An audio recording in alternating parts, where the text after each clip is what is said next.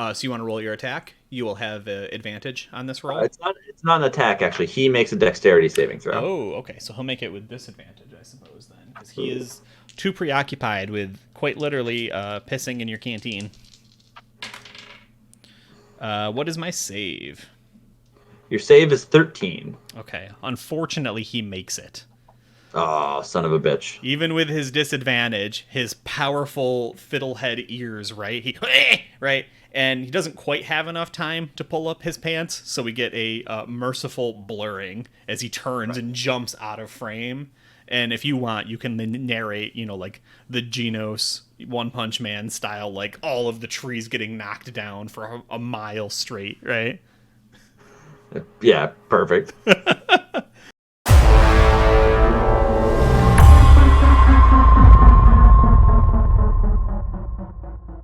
The canteens are, laying there on their side, dripping in what I can only describe as Spriggan urine.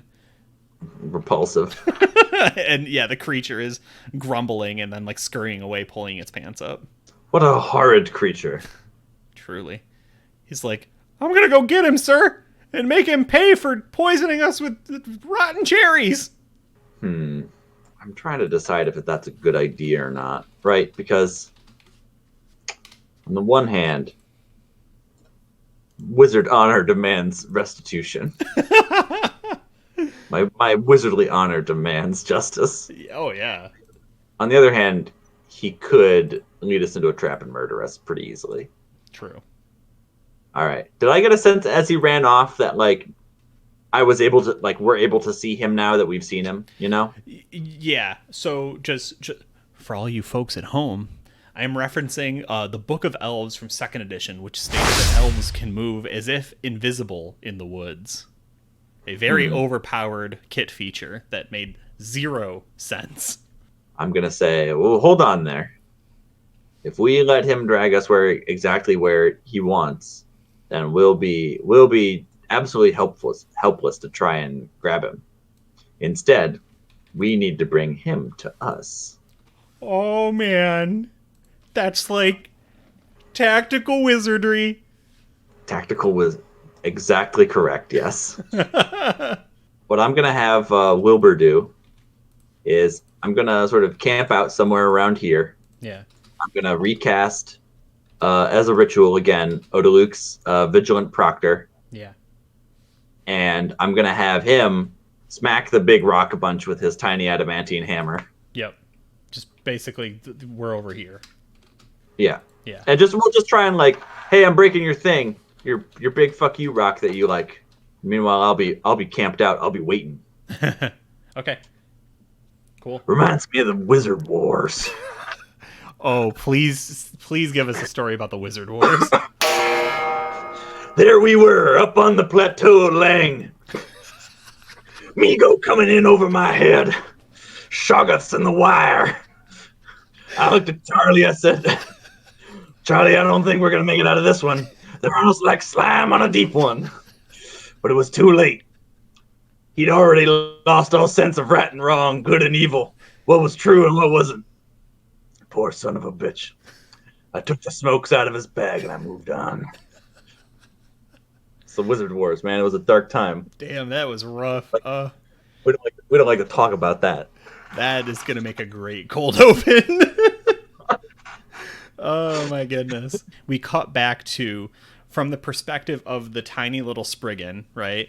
I mean, tiny, not tiny. And so what I'm doing, another thing that I'm doing, is that I've taken the ball bearing that I use for catapult and I've hidden it into the underbrush. So the thing about catapult is that you don't have to throw something from yourself away from yourself. Mm-hmm. You can basically throw it anywhere in your range. Okay. So I want to do a thing where I'm specifically trying to set up a situation where he'll be distracted and then the the ball bearing will come from behind him. So he won't be able to see it. Okay. Yeah. Nice. I like that. That's the dream. So right, like this plan works. You know what I mean? Like you're well prepared. You're 2 minds. You got a lot of magical powers, and foolishly the creature comes back to try and try its luck again. So we see it, down low on the ground, kind of slowly crawling in. We can hear Wilbur, like, off in the distance making a terrible racket, right? It drew it in, of course it did. And you've got yourself positioned in such a way that can it see you too? Or is the idea that you're hidden as well?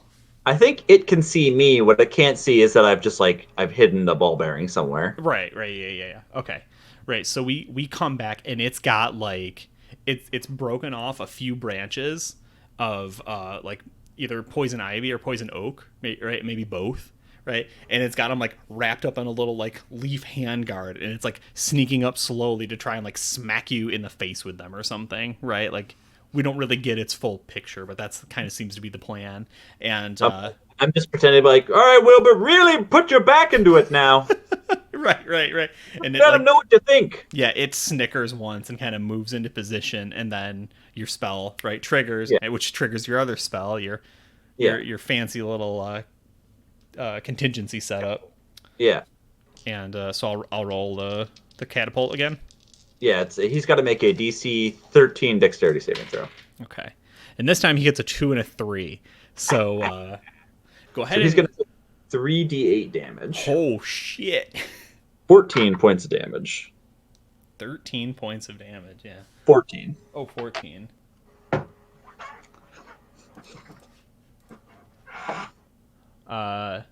No, surprisingly, he's still up. Huh? Good on him. Yeah, crushing him, however, right? Totally throwing him off kilter, surprised, bringing like, a bloody nose to his face. Go ahead and roll a d20. On a 15 or higher, he has hit himself. He got a 4. I got a 4. Okay. So he did not hit himself with the poison oak, poison ivy concoction he had made.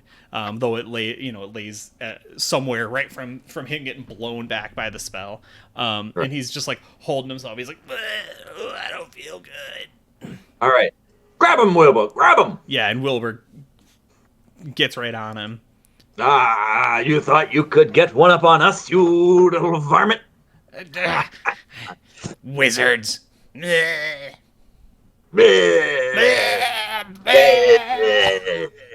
also make a really good cover image. Yeah, perfect. Very good. Were you sent by anybody to harass us, harangue us? Was it Zahn?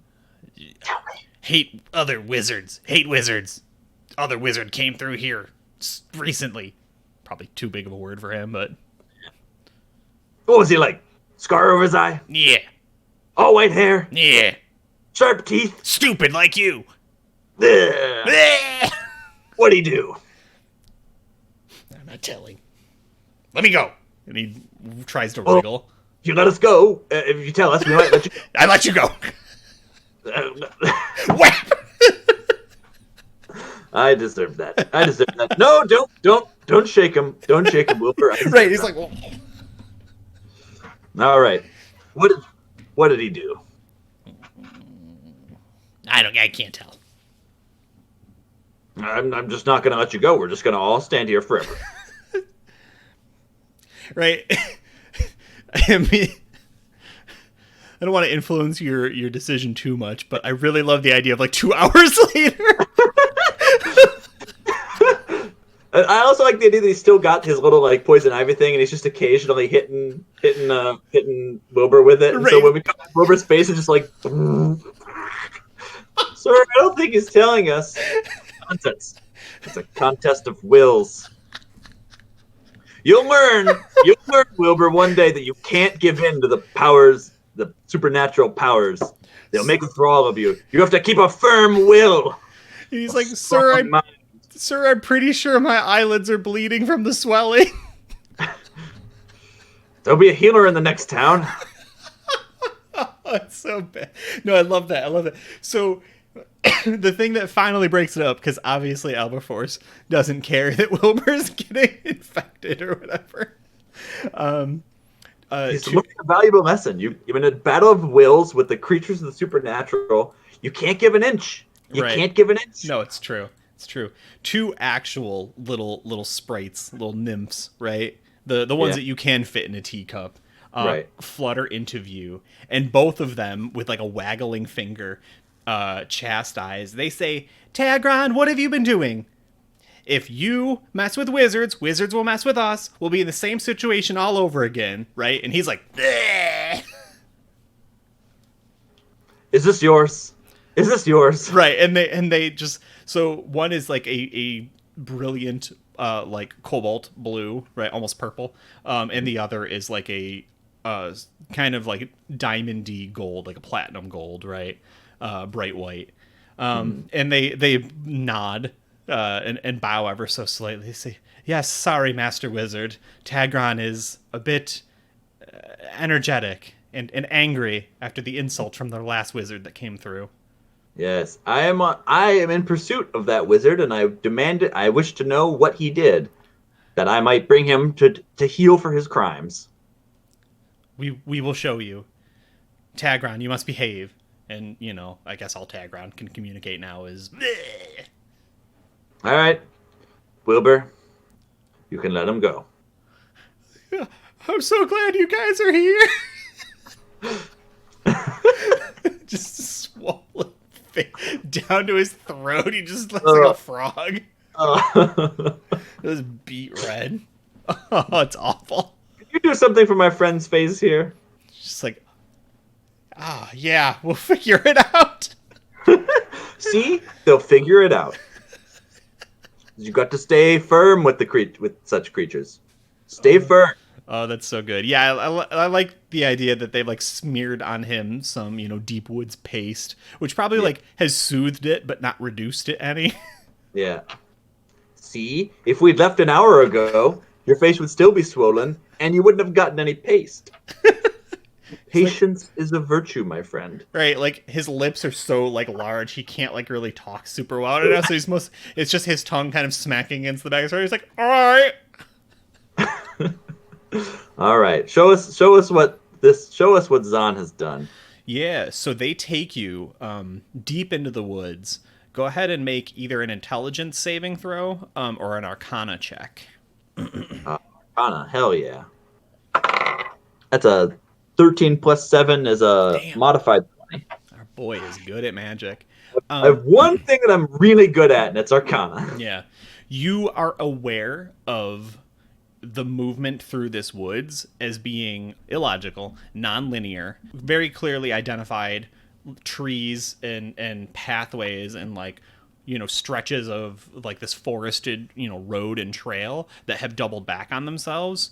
You are very confident that you could not get here on your own. You think you could probably leave on your own though if you had to. All right, I'm gonna say Wilbur, who is still like so like his eye, he can like break. He's like, Wilbur, you've been given a very special opportunity for someone for a neophyte such as yourself. We are in the mysterious realm of the Fae now, under the hill, as they say in the folk tales. It's like, isn't that where they steal babies and eat kids and... Sometimes, occasionally, but we're neither babies nor children, so there's very little danger of us being eaten. These episodes are gold, man.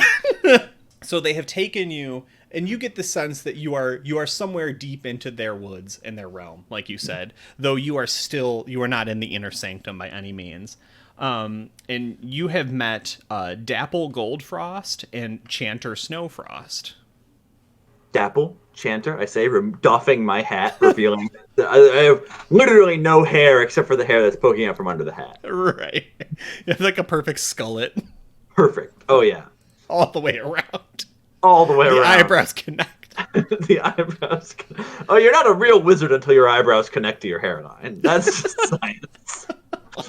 Episode would be shot in such a way that like you approach and like we get they just smeared a little bit of Vaseline on the lens of the camera. Yeah, two different colors, two alternating flickering lights, powerful magical energies, right? So we're getting like that 3D effect as everyone's sort of like weirdly two-toned. There is a large tree here, and it seems as though Zahn has used the tree stride spell, right? But he's done it in such a way that it is like a permanent portal, and it seems to be sapping the life of the tree. The portal exists, and the tree is like rotting away around it, right? And they're like, he did that. He's ruined everything. Oh, dear. Oh, goodness. Mm-hmm. Zahn, what a detestable creature he is. That is horrible. Man, I'm trying to think of something I could do to help. It's like, I guess we just have to chop the whole tree down. I don't know. The cleansing power of flame? Probably not that. So he's used the tree stride to create like a portal, basically. Yeah, he's done like some combination of it, right? Like because tree stride, you just go through the tree and then go to the next tree kind of thing. So it's the kind of like a tree stride spell and a gate spell, but it seems to be powered and lasting for so long because it's sapping the life of the tree. Oh, okay. Right, like the tree has this like aggressive rot that's like it's like turning like sickly wet with like mushroom slime is like coming off of it. Like he's killing the tree to keep his spell going. Well, have you gone through the portal, seen what's on the other side? We sent one, the Plum brothers. They didn't come back. Oh dear. Were they stout-hearted and valiant warriors?